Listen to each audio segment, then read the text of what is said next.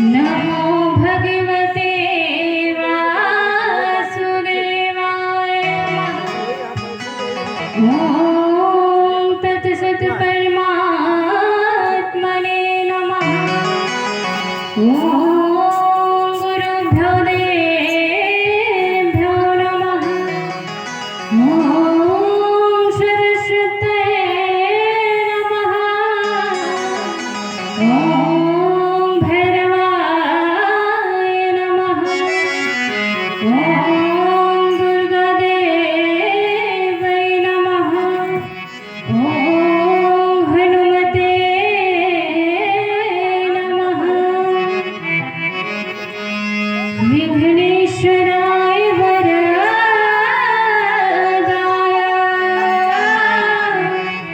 सुरप्रियाय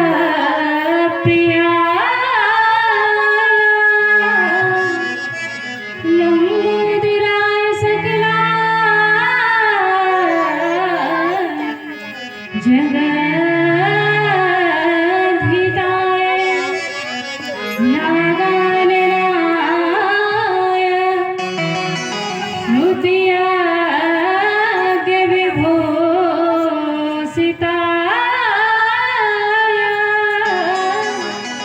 गौरीसुताय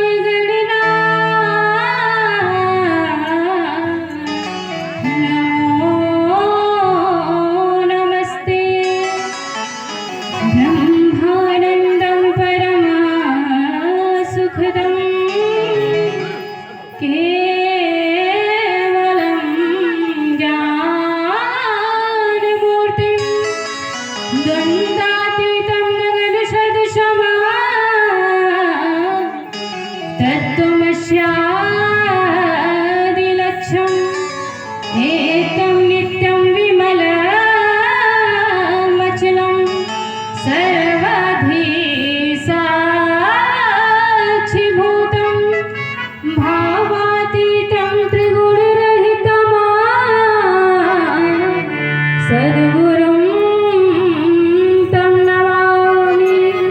माता रामो मत्पिता रामचन्द्रः स्वामी रामो मत्सखा रामचन्द्रः सर्वस्व मे रामचन्द्र नान्यं जाने नैव जाने अजाने सच्चिदानन्दरूपाय विश्वोत्पत्त्यादिहेतवे तापत्रयविनाशाय श्रीकृष्णाय वयं नमः। यं प्रव्रजन्तमनुपेतुमपेतकृत्यं द्वैपायनो विरहकातर्याजुहाव पुत्रेति तन्मयतया तन्वोऽभिनेदुः तं सर्वभूतहृदयं मुनिमानतोऽस्मि। अतुलितबलधामं हेमशैलाभदेहं धनुर्वनकृशानं ज्ञानिनामग्रगण्यं सकलगुणनिधानं वानराणामधीशं रघुपतिप्रियभक्तं वातजातं नमामि। जय जय श्रीराधा रमण जय जय नवल किशोर जय गोपी चित चोर प्रभु जय जय माखन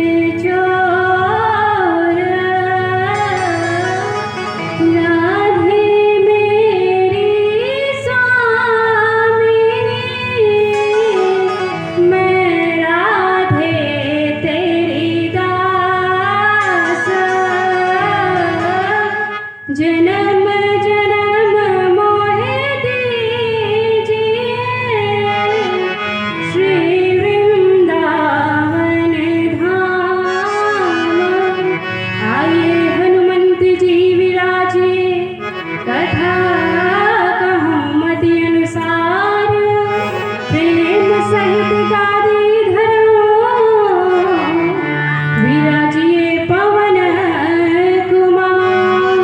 बोलिए श्री अवर रामचंद्र भगवान की जय हो, श्री राधा कृष्ण भगवान की जय हो, श्रीमद् भागवत महापुराण की जय हो, श्री शंकर भोलेनाथ भगवान की जय हो, श्री सुखदेव जी महाराज की जय, श्री व्यास मुनि महाराज की जय, श्री गंगा मैया की जय, श्री यमुना मैया की जय, श्री सरयू मैया की जय, श्री अयोध्या धाम की जय, गौ माता की जय, सब संतन की जय, सब भक्तन की जय। जय जय श्री राधे, जय जय श्री राधे, जय जय श्री राधेश्याम।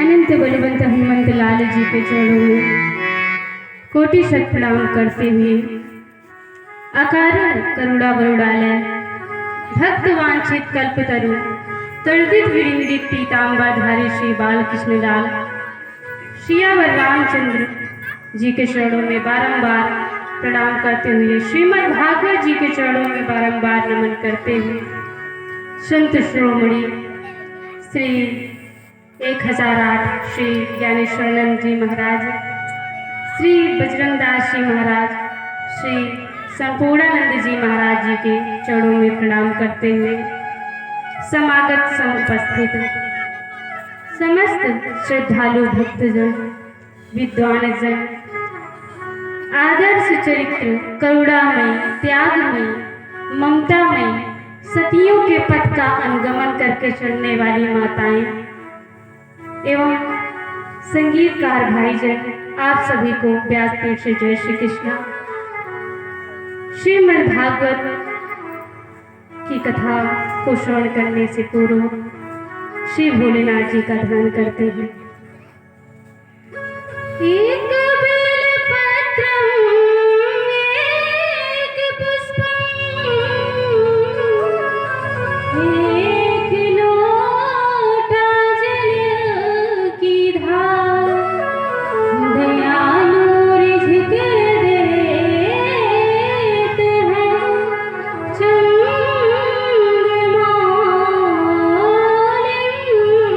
फल चार।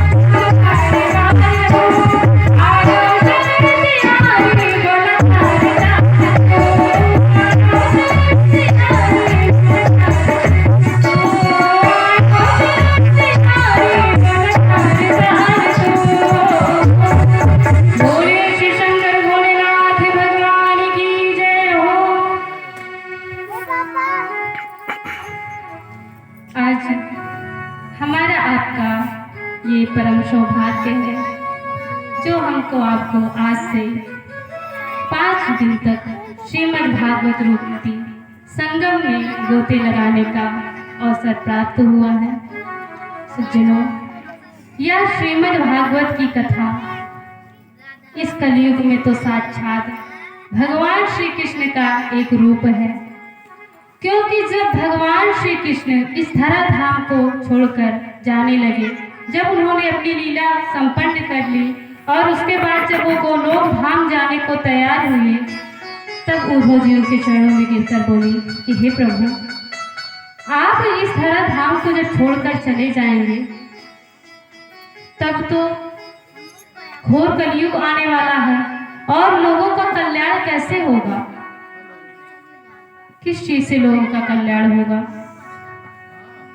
तब उद्धव जी की बातों को सुनकर भगवान ने विचार किया कि हाँ, ये तो सही कह रहे हैं, मेरे जाने के बाद कौन करेगा लोगों का कल्याण? तब उद्धव जी की बातों को मानते हुए भगवान श्री कृष्ण ने अपना एक स्वरूप श्रीमद् भागवत जी में विराजमान कर दिया। तब से श्रीमद् भागवत की कथा भगवान का इस कलयुग में शब्द अवतार मानी जाती है। उनका वांग्मय ये साक्षात भगवान का स्वरूप है। ऐसा महर्षि वेद व्यास जी ने श्रीमद् भागवत जी में वर्णन किया है। श्रीमद् भागवता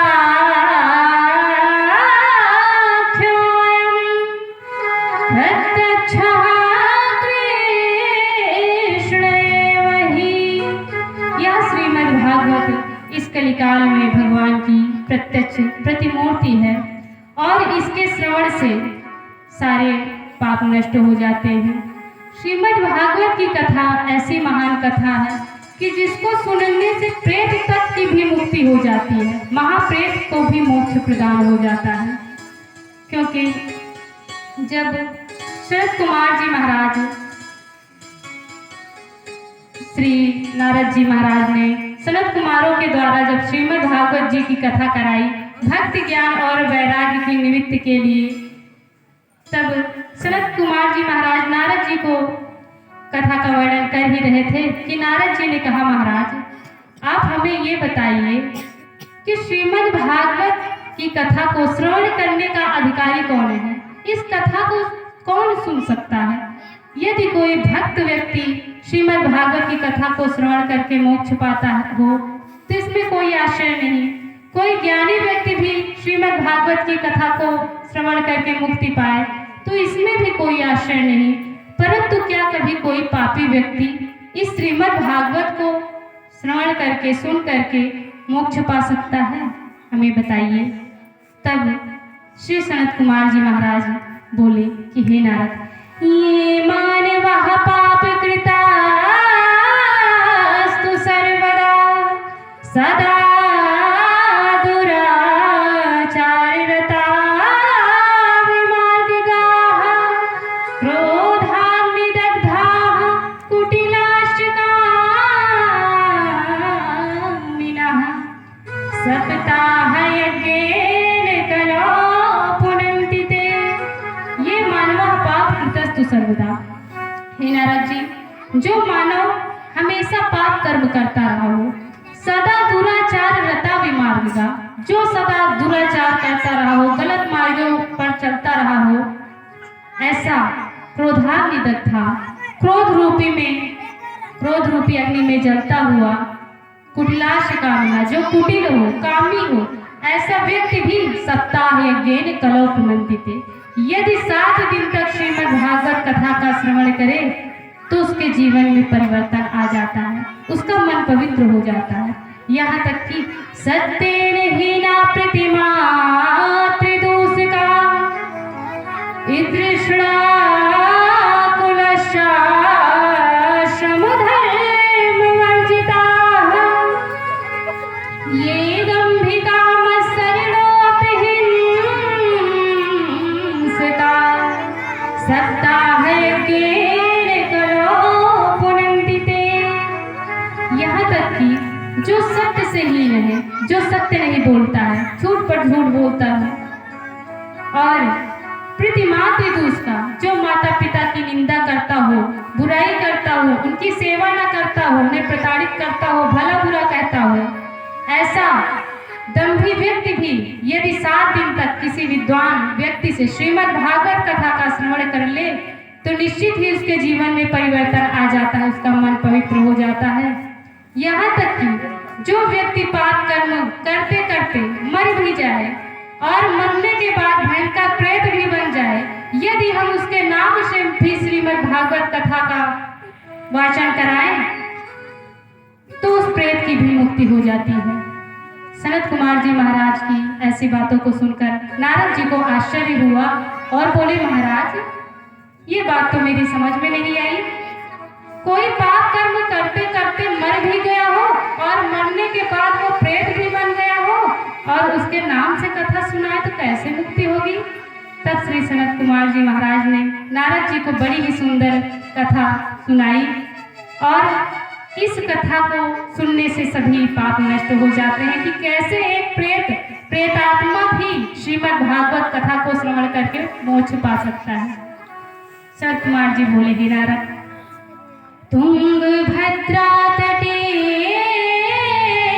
पूर्वं भूतपतनमोत्तमं यत्र वर्णाः स्वधर्मेण सत्यसत्कर्म तत्पराः। कहते हैं, हे नारद, तुंगभद्रा नदी के किनारे एक बहुत सुंदर नगर बसा हुआ था और वहां पर एक पंडित जी निवास करते थे जिनका नाम था आत्मदेव।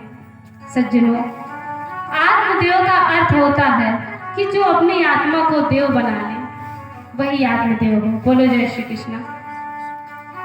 तो जो पंडित आत्मदेव जी थे वे बड़े ही विद्वान, सुशील, कर्मकांडी ब्राह्मण थे।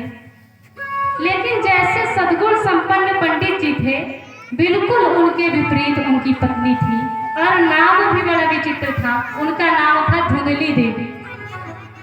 जैसा नाम था वैसा ही गुण था। धुंधली कौन है? क्रोध, कुतर्क, कपट करने वाली बुद्धि ही धुंधली है। तो पंडित जी तो बेचारे बड़े ही सुशील थे, लेकिन जो उनकी पत्नी थी, उनकी पत्नी तो बड़ी ही दुष्ट थी, बड़ी झगड़ालू किस्म की थी और बोलती तो इतना कर्कश थी कि उतनी तेज मिर्च न लगती जितना उसकी बोली थी। सज्जनों, एक और बात है कि अच्छी पत्नी जो मिलती है वो तो भाग्य से मिलती है, पर बुरी पत्नी ना सौभाग्य से मिलती है। इसके प्रमाण है कालिदास जी, तुलसीदास जी। यदि उनकी पत्नी उनसे बुरा व्यवहार न करती तो आज हम आप नहीं जानते, और यदि आत्मदेव को धुंधली न मिलती तो श्रीमद् भागवत जैसी महान कथा में आत्मदेव जी का स्थान होता। भगवान जो करते हैं अच्छा ही करते हैं। तो धुंधली देवी जो थी, जिस दिन ये पड़ोसियों से झगड़ा न करे उस दिन का इनका भोजन नहीं पचता था। लेकिन जब पंडित जी शाम को पूजा पाठ कराकर जब शाम को घर वापस आए तो द्वार पर ऐसे सीधी साधी होके हाथ जोड़ के खड़ी होती थी कि मानो झगड़ा क्या होता है ये इन्हें मालूम ही नहीं। झगड़ा कहते किसे हैं? इतना अनजान, इतना बनावटीपन करती है। लेकिन हमारे प्रभु जो है उनको बनावटीपन अच्छा नहीं लगता। हमारे ठाकुर जी को, राम जी को तो सिर्फ निर्मल मन अच्छा लगता है। वो भाव के भूखे होते हैं, प्रेम के भूखे होते हैं। कहते हैं निर्मल मन जन, निर्मल मन जन सो मोहि पावा, मोहि कपट छल चित न भावा। निर्मल मन जन सो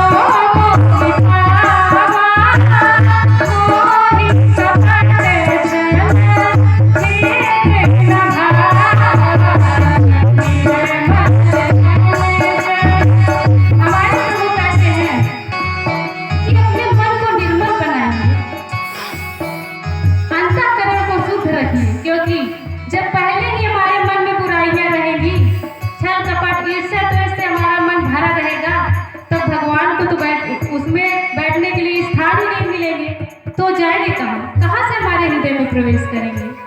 इसलिए सबसे पहले मन को निर्मल रखना चाहिए, लेकिन निर्मल मन रखना भी इतना आसान नहीं है, क्योंकि तन को जल से धुलाना सरल है मगर तन को जल से धुलाना सरल है मगर मन को निर्मल बनाना बड़ी बात है। तन को जल से धुलाना सरल है मगर मन को निर्मल बनाना बड़ी बात है। वो हित को बढ़ जाना स्वाभाविक है, वो हित को बढ़ जाना अपने सुख भाग्य में तो हर कोई दौड़ जाता है। भोजन के लिए तो हर कोई दौड़ता है कि हमें सुख सुविधाएं मिले, लेकिन इसे छोड़कर भी दूसरों के लिए परिश्रम करना ये बड़ी बात है। हम भोग तज पार जाना बड़ी बात है। भोग हित का जाना स्वाभाविक ही है, भोग तज पार जाना बड़ी बात है। तन को जल से धुलाना सरल है मगर मन को निर्मल बनाना बड़ी बात है। इसलिए प्रयास यही रहे कि हमारा मन निर्मल रहे, पवित्र रहे। लेकिन जो धुंधली देवी थी, इनका मन तो पवित्र नहीं, भावनाएं तो श्रेष्ठ नहीं, और जब आत्मदेव जी आए तो उनके सामने हाथ जोड़कर बड़ी ही विनम्र होके खड़ी होती थी। इसलिए पंडित जी भी सोचते थे कि मेरी पत्नी बड़ी ही सुशील है, उनका बड़ा आदर करते थे, सम्मान करते थे। एक और बात थी, आत्मदेव जी के यहाँ धन तो बहुत था, पर इनके यहाँ कोई पुत्र नहीं था। इनके यहाँ तुलसी का वृक्ष रहता, वो भी सूख जाता, गौ थी वो भी बांझ हो गई थी, और इन्हें कोई पुत्र नहीं था। तो एक दिन इन्होंने विचार किया और यह सोचकर पंडित जी बड़े ही दुखी होकर वन में चले गए, घर का त्याग कर दिया और वन में एक नदी के किनारे जाकर बैठकर तट पर वो रोने लगे। पंडित जी रो ही रहे थे कि तभी मार्ग से एक संत जा रहे थे। संत ने आत्मदेव जी को देखा तो देखते ही वो समझ गए, क्योंकि ब्राह्मण का तो तेज ही बता देता है कौन ब्राह्मण है। तो संत ने देखा तो संत समझ गए कि ये कोई विद्वान ब्राह्मण ही है, पर ये इतने घोर जंगल में रो क्यों रहा है। संत तो करुणावान होते हैं, उनके मन में दया होती है, इसलिए पंडित जी पर दया आई। संत पंडित आत्मदेव जी के पास आए और आकर बड़े ही स्नेह से पूछा, कहा, हे ब्राह्मण, कथम ब्राह्मण दीन मुखा कुदशिंता तुरो भवान वदतं सत्वरं हम स्वस्य दुःखस्य कारणम्। उन्होंने कहा, हे ब्राह्मण, तुम क्यों दुखी हो? कथम ब्राह्मण दीन मुखा और कुतश्चिंता तुरो भवान, तुम इतने चिंतित क्यों दिख रहे हो, क्यों रो रहे हो? वद तुम सत्वरम्य, मुझे सत्य सत्य बताओ, स्वस्थ दुखस्य कारण, स्वयं के दुख का कारण, अपने दुख का कारण बताओ, क्या हुआ है तुम्हें? संत की बातों को सुनकर श्री आत्मदेव जी उनके चरणों में गिर पड़े और बोले, महाराज, क्या करूं? मैंने पाप कर्म ही ऐसा किया है कि जिसकी वजह से मुझे यह सब भोगना पड़ रहा है, देखना पड़ रहा है। मेरे यहाँ गौ है, वो भी बांझ हो गई है, तुलसी का वृक्ष है, वो भी कभी हरा नहीं होता है, मेरे यहाँ कोई पुत्र नहीं है, इसी पाप की वजह से ये सब हो रहा है। संत को बड़ा ही आश्चर्य हुआ, बोले कि हे ब्राह्मण, तुम पुत्र के लिए इतने घोर जंगल में रो रहे हो? मेरे मन में तो शंका हुई कि वन में तपस्या, वन में भगवान के लिए रोया जाता है, भगवान के लिए होता है और तुम पुत्र के लिए रो रहे हो। तुम्हारे मन में पुत्र की कामना है। आत्मदेव जी ने कहा कि महाराज मुझे पुत्र चाहिए, क्योंकि वो घर घर एक ऐसा जहां पर कोई बालक ना हो छोटा, इसलिए मुझे चाहिए तो चाहिए। अगर पुत्र प्राप्ति का वरदान न मिला तो मैं घर वापस नहीं जाऊंगा। तब संत ने उन्हें समझाया और समझाते हुए बोले, मुंचा ज्ञानम प्रजा रूपम बलिष्ठा कर्मणो गति विवेकम तु समासात त्यज संसार वासनम। बोले, हे ब्राह्मण, ये जो तुम्हारे मन में पुत्र की कामना है ना, ये एकमात्र अज्ञान है। क्या करोगे पुत्र लेकर? यदि बेटा घर में ना होता है, ना हो तो 2, 4, 10 वर्ष 15 वर्ष रोना पड़ता है, मन में पीड़ा रहती है। फिर ये समझ जाते हैं कि अरे नहीं भाग्य में था, क्यों रोए। और यदि बेटा होने के बाद मर जाए तो भी मन में पीड़ा होती है, लेकिन फिर भी मन को समझा लेते हैं। पर यदि पुत्र होने के बाद कुपुत्र हो जाए, बेटा होने के बाद नालायक निकल जाए, गलत कर्मों करने वाला निकल जाए, तो फिर वो जीवन भर रुलाता है। इसलिए छोड़ो ये पुत्र की कामना। ये संसार के बेटे धोखा दे देते हैं। अरे पुत्र ही मानना है तो कन्हैया को मानो, गोविंद को मानो पुत्र अपना। जैसे ममता इस संसार के लोगों से करते हो, वही ममता यदि गोविंद के चरणों में कर लो तो कल्याण हो जाएगा। संत ने समझाते हुए कहा, अनन्य ममता विष्णु ममता प्रेम संगता भाव सैव सान्नात्मा बुद्धि प्रेम जाते। उन्होंने कहा, छोड़ो ये संसार की ममता, छोड़ो संसार का मोह, कन्हैया के चरणों में अपना मन लगाओ, क्योंकि सारा सुख सारा चैन संसार में नहीं, सिर्फ राघव जी के चरणों में है, गोविंद के चरणों में है। राजीव नैन जी के चरणों में ही चैन है, बाकी सब बेचैन है ना। और राजीव नैन जी के चरणों में ही चैन है, बाकी सब बेचैन है ना, बाकी सब बेचैन है ना। इसलिए तो इनके ही बस चैन है, बाकी सब बेचैन है ना, बाकी सब बेचैन है ना। जय हो राधे। एक बार अपनी बेटी ताली की सेवा करते हैं। हरि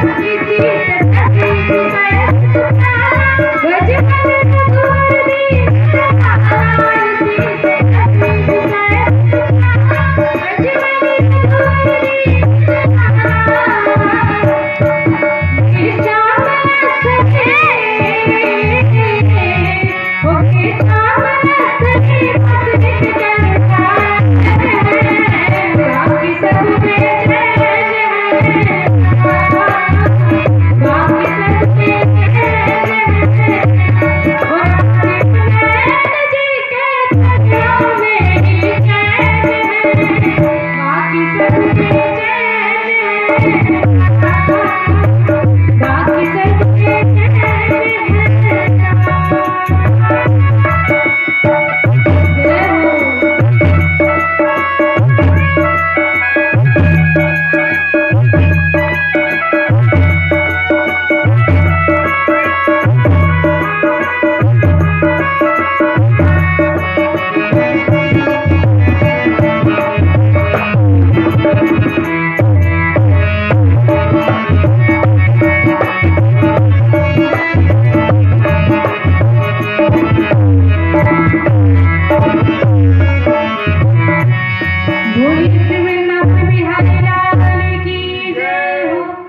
संत ने बहुत प्रकार से समझाया, लेकिन आत्मदेव जी के समझ में ना आया।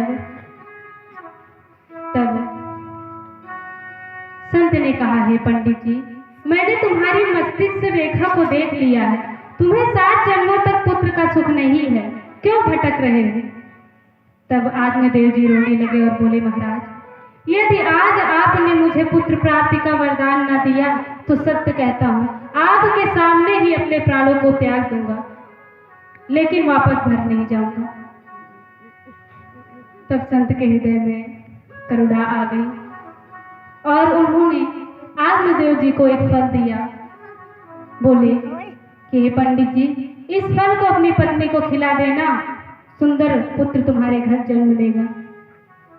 आत्मदेव जी वो फल लेकर संत को प्रणाम करके वहां से चले गए।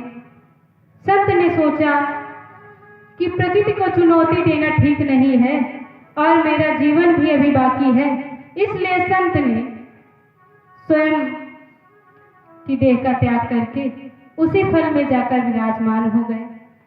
आत्मदेव जी आए, धुंधली देवी को फल दिया और सारे नियम बताए और वहां से चले गए। बोले, देवी खा लेना, यह कहकर वो चले गए।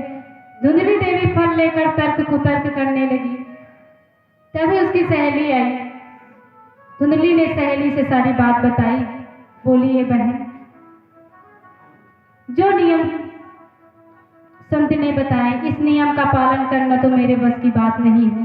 गर्भ में बालक को धारण करना भी मेरे बस की बात नहीं है, क्योंकि बालक जब गर्भ में रहेगा तो मेरा भोजन भी कम हो जाएगा और लालन पालन में भी तकलीफ होगी, तो मैं तो इस फल को नहीं खा सकती। धुंधली की बहन ने कहा, अरे तेरे तो पुत्र नहीं है, तुझे तो खुश होना चाहिए, तू कह रही इस फल को नहीं खाऊंगी। धुंधली ने कहा, नहीं, मैं नहीं कर सकती। तब धुंधली की सहेली वहां से चली गई और बोली, तू जाने, तेरा कर्म जाने। कुछ देर बाद उसकी छोटी बहन आई।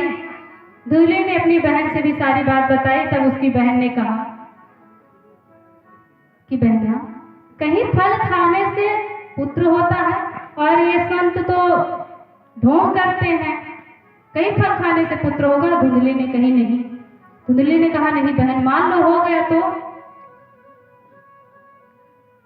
तब धुंधली ने कहा, बहन एक बात कहूं। उसकी बहन ने कहा, क्या बात है, कहिए। तब धुंधली कहती है कि बहन, तेरे घर तो पहले से इतने पुत्र हैं और एक तुम्हारे गर्भ में भी है, तो क्यों ना ऐसा किया जाए कि तेरे घर धन की भी बहुत कमी है, इस बार जो बालक होगा इसे तू मुझे दे देना और मैं इसके बदले तुझे ढेर सारा धन दे दूंगी।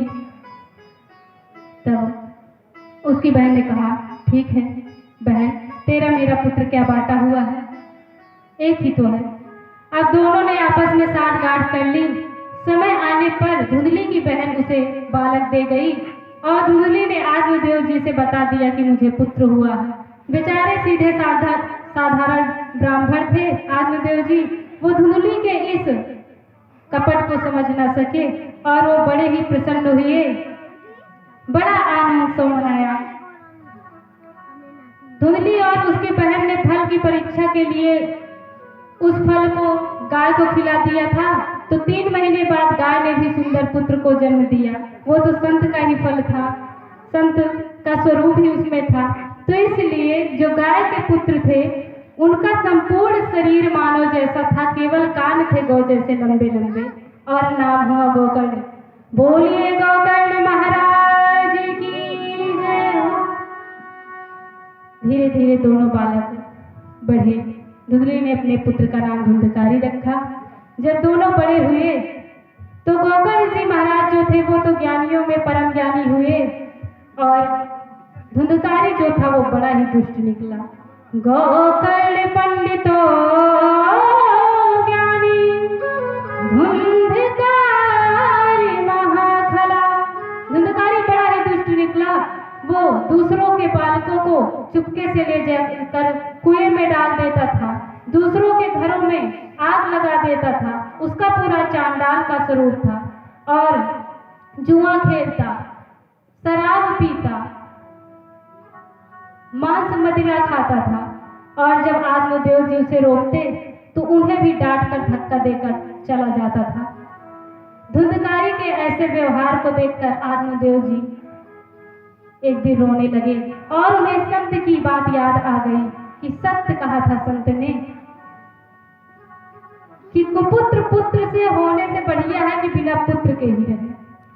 जैसे उन्होंने संत की बातों को याद किया कि जो संत स्वरूप गोकर्ण जी महाराज थे, तभी उनका आगमन हो गया और वो आत्मदेव जी के पास आकर बोले, पिताजी क्या बात है, आजकल कई दिनों से देख रहा हूँ आप बड़े उदास रहते हैं, हमें बताइए। तब गोकर्ण जी महाराज गिरकर रोने लगे और बोले, पुत्र क्या बताओ, अब तो इस घर में रहा ही नहीं जाता, क्योंकि मेरे पुत्र ने इस घर को नर्क का अड्डा बना दिया है और मन में इतनी विरक्ति भी नहीं है कि इस घर को छोड़कर वन में चला जाऊं। अब तुम ही मेरा मार्गदर्शन करो। तब गोकर्ण जी कहते हैं, हे पिताजी, देहे अस्थिमान सिरुधे अभिमतिम त्यज तमा जाया सुतादिषु सदा ममतां विमुञ्च पश्यानिशं जगदिदं क्षणभङ्गनिष्ठं वैरागिरागिरसिको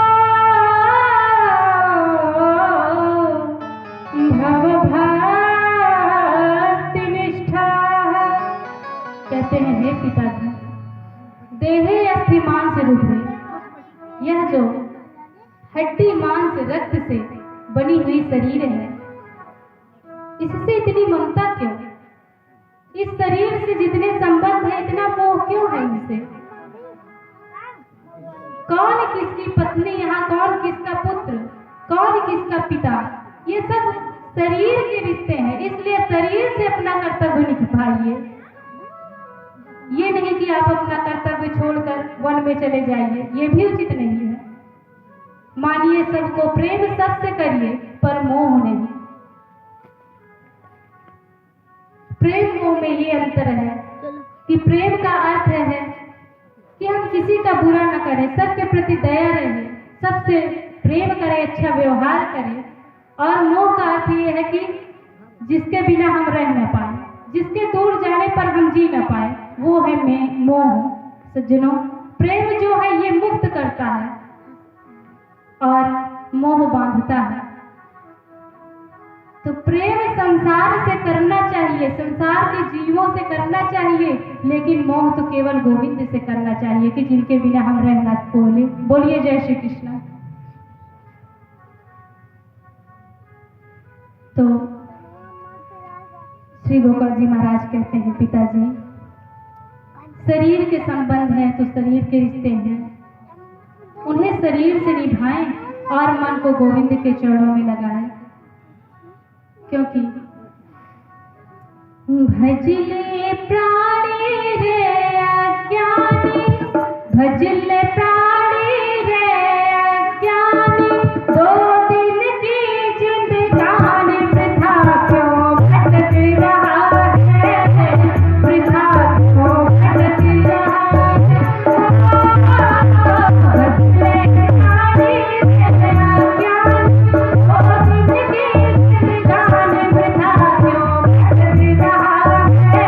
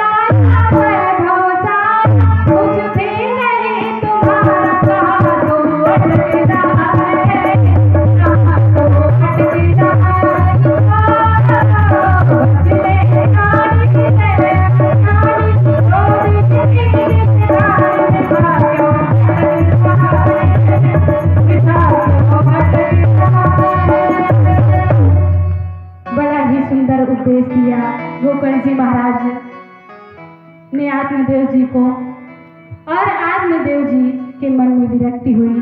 उन्होंने घर का त्याग करके वन में जाकर श्रीमद् भागवत जी के 10वें स्कंध का पाठ करके भगवान के परम लोक को प्राप्त किया। गोकर्ण जी महाराज भी तीर्थ यात्रा पर चले गए। अब पिताजी तो रहे नहीं, भाई भी चले गए, बची धुंधली देवी माँ। तो धुंधकारी जो था वो माँ को पीटने लगा, मारने लगा, बताओ सोना कहाँ है, बताओ चांदी कहाँ है। जब माँ ने नहीं दिया, क्योंकि वो जुर्म पहले ही सब कुछ हार चुका था, सारा धन ले जा चुका था, तो धुंधली देवी कहाँ से देती। जब धुंधली ने नहीं दिया तो धुंधकारी ने उनको बहुत मारा पीटा। इससे धुंधली उसके मार पीट से, उसके व्यवहार से तंग आकर आधी रात को कुएं में जाकर आत्महत्या कर ली। न माता, न पिता, न भाई, कोई नहीं रहा। तब धुंधकारी ने 5-5 वेश्याओं को घर में लाकर रखा और एक दिन वो बहुत सा धन चुरा कर लाया था। तब वेश्याओं ने सोचा, आपस में बातें की और कहा कि ये तो आज बहुत सा धन लूट कर लाया है, और कहीं राजा को पता चल गया तो इसे तो दंड मिलेगा ही, इसके साथ साथ हम भी मारे जाएंगे, पकड़े जाएंगे, हमें भी मिलेगा। ऐसा करते हैं कि इसको मार देते हैं। धुंधकारी शराब की नशे में सो रहा था कि तभी वेश्याओं ने उसे रस्सी से बांधकर उसको पटक पटक कर मारा, लेकिन तब भी उसका गला दबाया। लेकिन जब उसकी मृत्यु न हुई तब जलते हुए अंगारे को उसके मुंह में डालकर उसकी हत्या कर दी। मृतदेह को वहीं पर गाड़कर सारा धन लेकर वहां से भाग गई। जब गोकर्ण जी महाराज को यहाँ पता चला कि धुंधकारी की ऐसी मृत्यु हुई है वेश्याओं के द्वारा, तब उन्होंने गया जी में श्राद्ध कराया उसके नाम से। उसके बाद एक दिन वो अपने गांव वापस आए। रात्रि का समय था, आत्मदेव जी का महल सुना पड़ा हुआ था। गोकर्ण जी ने सोचा कि यहीं पर विश्राम कर लेते हैं। जब वो महल के अंदर विश्राम करने गए कि तभी धुंधकारी तो महाप्रेत बन चुका था। एक तो पहले से इतना पापी दुराचारी था और मरने के बाद तो महाप्रेत बना हुआ था।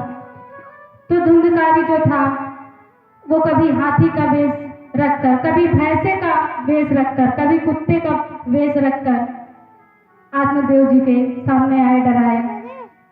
तब गोकर्ण जी को जब डराने लगा तब गोकर्ण जी ने जल का छींटा मारते हुए कहा कि हे भाई, कौन हो आप, क्यों डराते हो। तब एक छाया हाथ जोड़कर खड़ी हुई और बोली कि हे भाई, मैं आपका भाई धुंधकारी हूँ। गोकर्ण जी ने कहा, धुंधकारी, तुम अब भी प्रेत बने पड़े हो? मैंने तो तुम्हारे नाम से गया में श्राद्ध भी किया, तब भी तुम प्रेत हो। तब धुंधकारी ने कहा, हे भाई, मैं इतना पापी, इतना दुराचारी, इतना दुष्कर्म मैंने किया है, यदि मेरे नाम से गया में 100 श्राद्ध भी आप कराए तब भी मेरी मुक्ति नहीं है। और आप जैसा विद्वान जिसका भाई वो इस पीड़ा, इस कष्ट को भोगे। तब गोकर्ण जी ने कहा कि अच्छा ठीक है, मुझे रात्रि भर विश्राम करने दो, सुबह मैं कुछ न कुछ तुम्हारी मुक्ति का उपाय सोचूंगा। गोकर्ण जी महाराज को रात्रि भर नींद नहीं आई। प्रातः काल होते ही नगरवासियों से मिले और बड़े बड़े विद्वानों से पूछा कि महाप्रेत की मुक्ति कैसे होती है, लेकिन जब कोई सही उत्तर नहीं मिला, कुछ भी समझ में न आया, तब उन्होंने सूर्य देव जी को प्रणाम करते हुए कहा, हे भुवन भास्कर, आप ही बताइए कि महाप्रेत की मुक्ति का उपाय क्या है। तब भगवान सूर्य ने कहा कि हे गोकर्ण, तुम श्रीमद् भागवत कथा का वाचन करो, क्योंकि श्रीमद् भागवत कथा से ही महाप्रेत की मुक्ति है। महा से महापाप भी श्रीमद् भागवत कथा से नष्ट हो जाते हैं। तब श्री गोकर्ण जी महाराज ने श्रीमद् भागवत कथा की व्यवस्था की और व्यासपीठ पर वह स्वयं विराजमान हुए। सभी को ये पता चला कि गोकर्ण जी महाराज कथा कर रहे हैं। ग्रामवासी भी वहां पर आए। तभी बांस का एक मंच के बगल बगीचा था। धुंधकारी तो प्रेत था, प्रेत का तो शरीर होता नहीं। तो गोकर्ण जी महाराज जब श्रीमद् भागवत कथा का वाचन कर रहे थे तो धुंधकारी उस सात गांठ के बांस में जाकर बैठ गया और पहले दिन की कथा जैसे विराम हुई तो पहली गांठ फट गई। दूसरे दिन की जब कथा विराम हुई तो बांस की दूसरी गांठ फट गई और तीसरे दिन की कथा जब विराम हुई तो उस बांस की तीसरी गांठ फट गई। चौथे दिन की कथा जब विराम हुई तो चौथी गांठ फट गई। इसी तरह जब श्रीमद् भागवत जी की 7 दिन की कथा जब विश्राम हुई तो 7 गांठ फट गई। बोलिए श्रीमद् भागवत महापुराण की जय हो। और जो बांस के अंदर बैठा धुंधकारी था वो प्रेतात्मा जो था वो देव रूप में प्रकट हो गया और हाथ जोड़कर खड़ा हो गया। गोकर्ण जी महाराज को धन्यवाद दिया। धुंधकारी के लिए भगवान के धाम से सुंदर विमान आया और उसमें जब धुंधकारी बैठकर जाने लगा तब गोकर्ण जी महाराज ने पार्षदों से कहा कि हे पार्षद, कथा तो यहाँ हजारों ने सुनी है तो सबके लिए विमान लेकर आओ, एक के लिए क्यों? तब पार्षद बोले कि हे गोकर्ण जी, विमान तो सबके लिए आना चाहिए था, पर यदि सबका भाव एक जैसा होता। धुंधकारी कष्ट को भोग रहा था और वो मोक्ष चाहता था, मुक्ति चाहता था। उसने मन से, भाव से, श्रद्धा से श्रीमद् भागवत कथा को सुना, उसका चिंतन किया, इसलिए उसे मुक्ति हुई। और जो श्रोता थे उनका भाव अलग था। जैसा भाव रहता है वैसा ही कथा का फल रहता है। तब गोकर्ण जी महाराज ने दूसरी बार श्रीमद् भागवत कथा का वाचन किया धुंधकारी के जाने के बाद और सभी ग्रामवासी मन सहित भाव से श्रीमद् भागवत कथा को श्रवण किए और सभी ग्रामवासियों सहित गोकर्ण जी महाराज भगवान के परम धाम को प्राप्त हुए। इस प्रकार प्रेतात्मा भी, भूत प्रेत भी श्रीमद् भागवत कथा के श्रवण से मोक्ष पाते हैं। बोलिए श्रीमद् भागवत महापुराण की जय हो।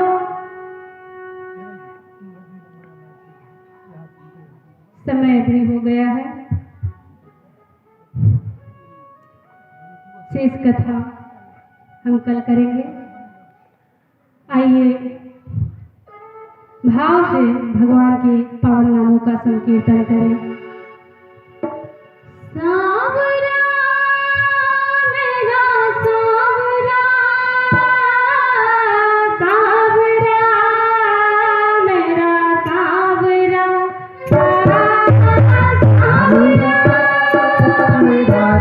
मेरा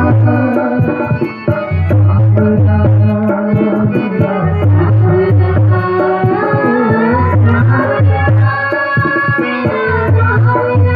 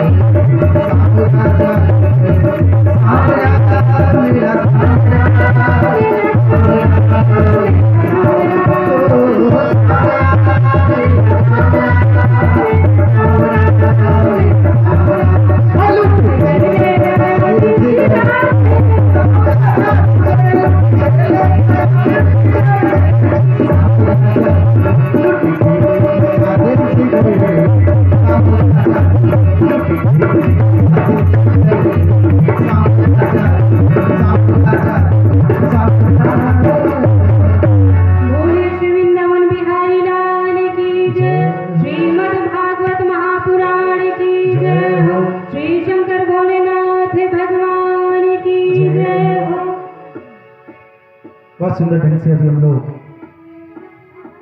प्रवाद मियाँ